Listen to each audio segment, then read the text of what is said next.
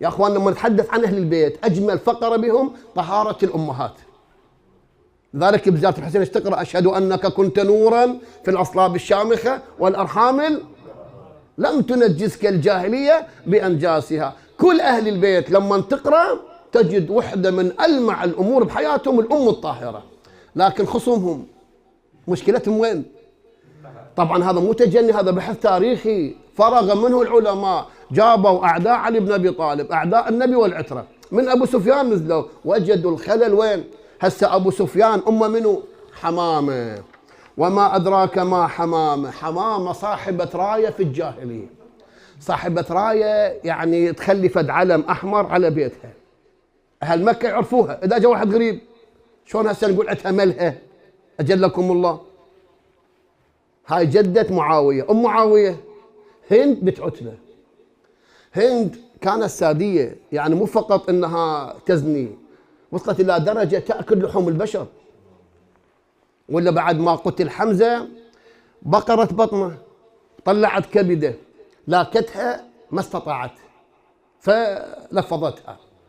النبي سأل قال هل بلعت من كبد حمزة شيء؟ قالوا لا. قال نعم، ما كان الله تعالى ليدخل شيء من جسد حمزة إلى النار. خاف البعض يقول شيخنا مو تابت والإسلام يجب ما قبله. اقرأ هذا الحديث، ما تابت ولا أسلمت ولا آمنت ولا استسلموا. الوهابية يقول شيخنا مو تابت والإسلام يجب، لا شوف هذا الحديث علماءكم ذكره. بعد تقول وصلت بها حالة القذارة، قطعة أعضاء التناسلية وقطعة أذانه وخشمه وصوتها قلادة. شعتها ذهب، شالتها انطتها المن الوحشي كافئته، ومكان الذهب والجواهر لبست. أعضاء تناسلية تخليها قلادة. شايف درجة العهر؟ جدته حمامة وهم هند، هالشيء خلص. صور هذا معاوية من اللي رضعته، وهذه هذه هند بنت عتبة هي اللي ربت يزيد. زين بعد هسه اذكر لك بعض الاسماء.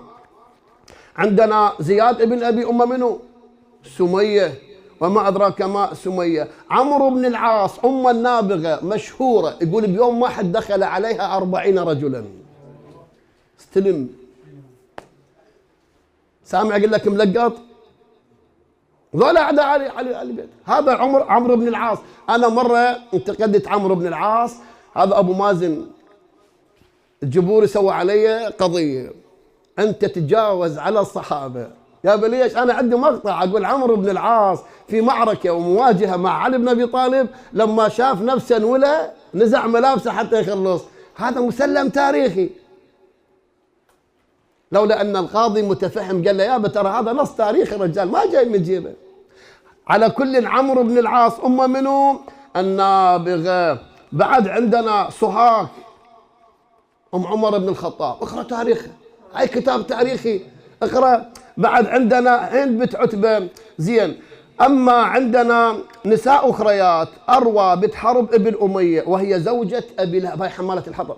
هم المؤرخين يقول فيها ما فيها. ميسون بنت بجدل الكلبية ام يزيد، هم كانت تميل الى العبيد الى السودان الذين عندها. حنة بنت ابي سفيان بن اميه، هذا مو سفيان بن حرب، لا هذا واحد ثاني. هذه ام سعد بن ابي وقاص. هسه عرفت عمر بن سعد الحقاره اللي عنده منين؟ على كل ثم ذول اللي وقفوا في وجه اهل البيت. تاريخ اسود. الامهات لها طبعا يا اخوان. ابن الزنا في الغالب يحن علما للحق وللباطل، ما بني على باطل فهو.